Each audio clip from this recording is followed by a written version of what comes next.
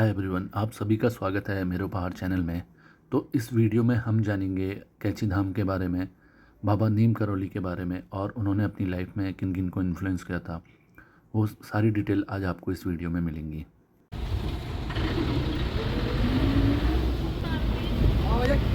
रोक दो, ये रोक दो। ना ना, ये उतर रहे हैं, रोक दो वहाँ पर। वो यहीं पर रोको कह रहे हैं।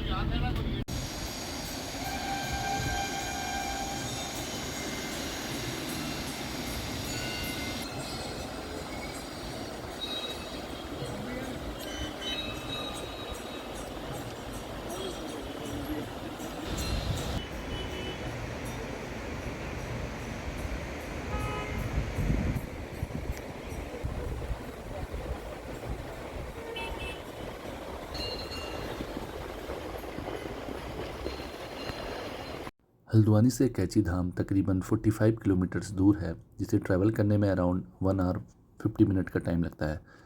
और हल्द्वानी और काठगोदाम के बीच की दूरी है तकरीबन 5 किलोमीटर। और अगर आप नैनीताल से ट्रैवल कर रहे हैं तो डिस्टेंस है अराउंड 20 किलोमीटर्स, और जिसे पूरा करने में अराउंड 50 मिनट्स का टाइम लगता है।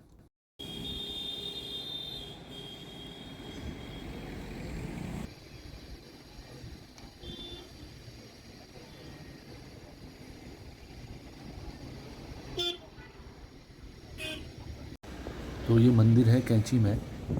तो जब आप हल्द्वानी या नैनीताल से अल्मोड़ा की तरफ जाएंगे NH 109 में, तो ये मंदिर रोड साइड में आपको दिख जाएगा। तो स्टॉप है इसका कैंची, जो इस एरिया को बोला जाता है। तो ये बिल्कुल रोड साइड में है और एक छोटी सी रिवर भी निकलती है यहाँ से। तो नॉर्मली ये समर में ड्राई रहती है, ज़्यादा पानी नहीं रहता है इसमें। और ये रिवर का जो फ्लो है वो एक्चुअली नॉर्थ की तरफ बहती है। टिपिकली नदियाँ होती हैं जो नॉर्थ से साउथ की तरफ या डाउन स्ट्रीम को जाती है। ये वाली जो रिवर है ये नॉर्थ को जा रही होती है। तो ये थोड़ा यूनिक लगा मुझे इस रिवर में।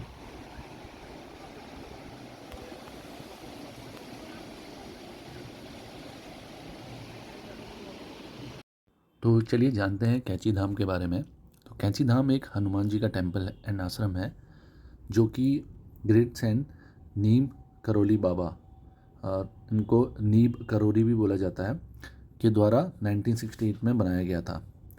तो ये एक हिल के बेस में बहुत ही खूबसूरत टेम्पल है। इस एरिया को कैंची बोला जाता है। कैंची इसलिए कि जो सीज़र होती है उसके शेप में 2 हिल्स हैं, तो इसलिए इस एरिया को कैंची बोला जाता है। कैंची धाम इंडिया ही नहीं पूरे वर्ल्ड में बहुत फेमस है। तो काफ़ी इनके जो भक्त हैं थ्रू आउट द वर्ल्ड हैं। तो आपने काफ़ी बार सुना भी होगा टेम्पल के बारे में।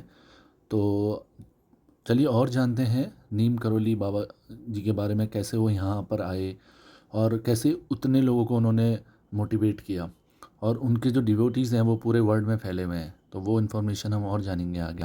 बाबा का नाम नीम करोली बाद में पड़ा। इनका एक्चुअल नाम था लक्ष्मण नारायण शर्मा।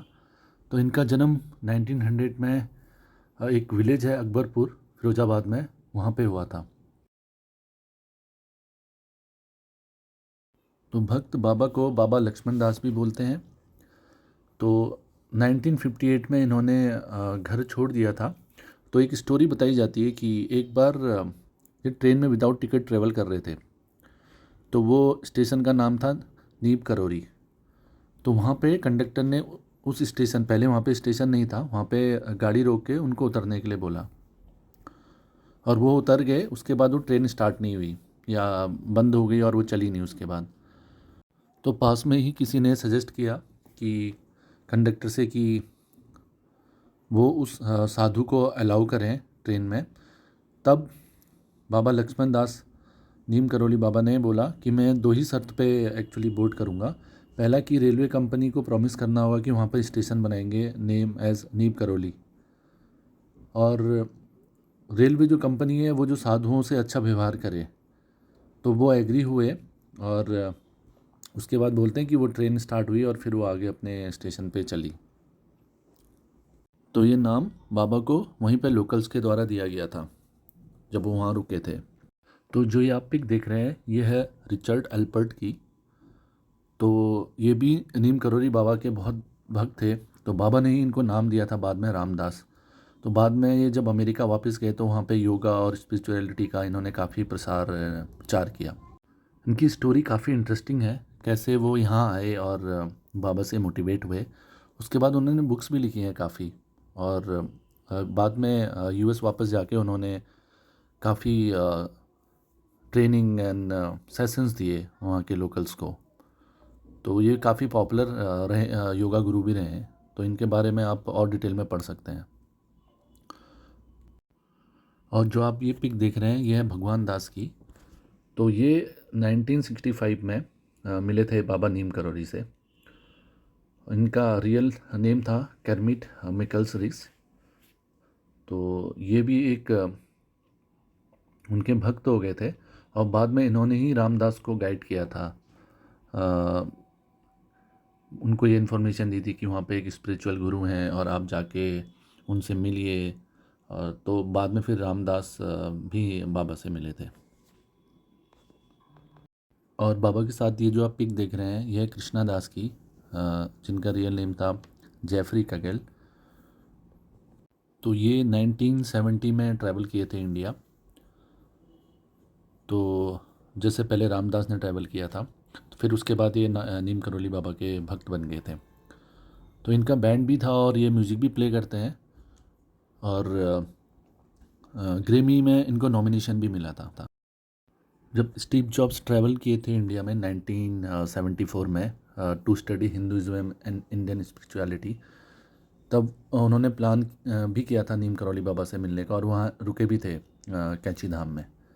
और बाद में उनसे इन्फ्लुएंस होके Julia Roberts and mark Zuckerberg भी उनके फ़ैन भक्त बने। स्टीव जॉब्स भी आए थे, लेकिन तब तक बाबा जी की डेथ हो चुकी थी, तो वो मिल नहीं पाए थे, लेकिन वो भी विज़िट किए हुए थे यहाँ पे। तो तब से हाल ही में जब श्री मोदी जी और मार्क जुकरबर्ग के इंटरव्यू में उन्होंने मेंशन किया था इसके बारे में, तो तब से मंदिर और ज़्यादा पॉपुलर हो गया है भक्तों में। तो जैसे मैंने बताया था, इंडिया ही नहीं पूरे वर्ल्ड में काफ़ी इनके भक्त हैं, और 15 जून को यहाँ पे भंडारा भी होता है, जहाँ पूरे श्रद्धालु आते हैं थ्रू आउट इंडिया और बाहर से। मेरा ये वीडियो बनाने का मेन मकसद था, मैं आपको बाबा नीम करोली जी के चमत्कार के बारे में बताऊं, और कैसे उन्होंने इंडिया ही नहीं आउटसाइड इंडिया पूरे वर्ल्ड में लोगों को मोटिवेट किया, और हिंदू और सनातनी धर्म का प्रचार एवं प्रसार किया। मंदिर के रूल रेगुलेशन के हिसाब से अंदर फोटोग्राफी और वीडियो अलाउ नहीं है, तो मैं अंदर वीडियो नहीं बनाऊंगा, लेकिन मैं आपको हाई लेवल बताऊंगा कि अंदर कौन कौन से मंदिर हैं, और नीम करोली जी बाबा की एक गुफा भी है। तो ये आप सामने देख रहे हैं, ये है वैष्णो देवी माता का मंदिर, वैष्णवी देवी।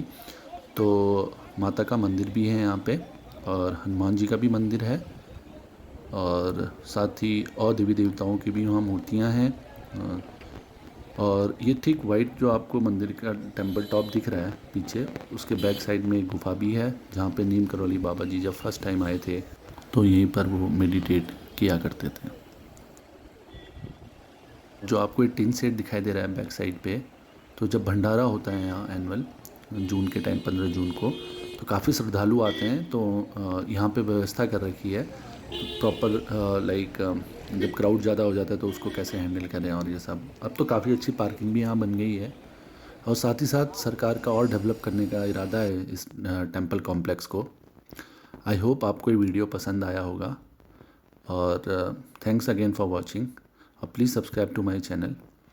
तो मैं वीडियो यहीं एंड करता हूँ, और आपको कोई भी क्वेरी हो मंदिर से रिलेटेड तो आप मुझे मैसेज कर सकते हैं। Thanks again.